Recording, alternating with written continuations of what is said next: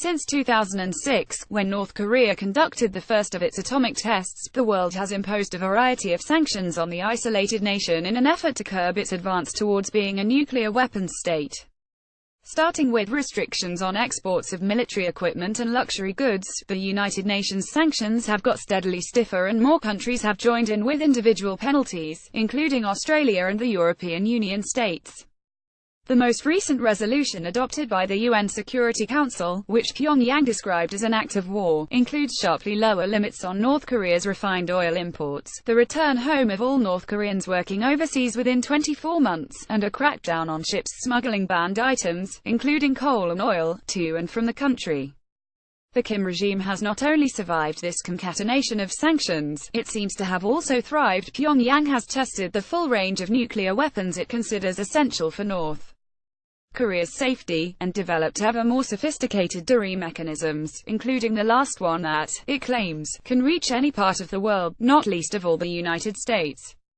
The suspicion is that a nod and a wink from some countries, especially ones that see a strategic benefit in having the rogue state in their tents spitting out at the US and its allies, has helped Mr. Kim Jong-un to maintain his grip on the country.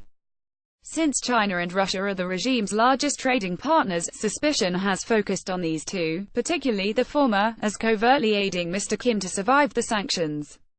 US President Donald Trump has said that China was caught red-handed transferring oil to North Korean ships.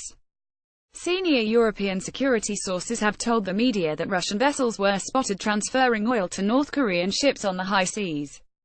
Both Beijing and Moscow have vigorously denied the accusations, saying that they were each fully compliant with the UN sanctions. That said, Beijing and Moscow have made it clear they will not countenance measures that strangle North Korea economically. There then is not much the world can do except wait for Mr. Kim to adopt a more reasonable line. This could take decades. Pyongyang, under current sanctions, is legitimately allowed to import 4 million barrels of crude oil and 500,000 barrels of refined petroleum products annually, on top of the illegal trade that must doubtless be taking place. While its subjects may suffer greatly, the Kim-led regime is hardly likely to be shaken. That leaves but one option. While punitive measures are a pressure point, diplomacy must not be forsaken. The first step towards that is for all parties with a direct interest in the Korean peninsula to acknowledge one another's legitimate security concerns and work to mitigate them.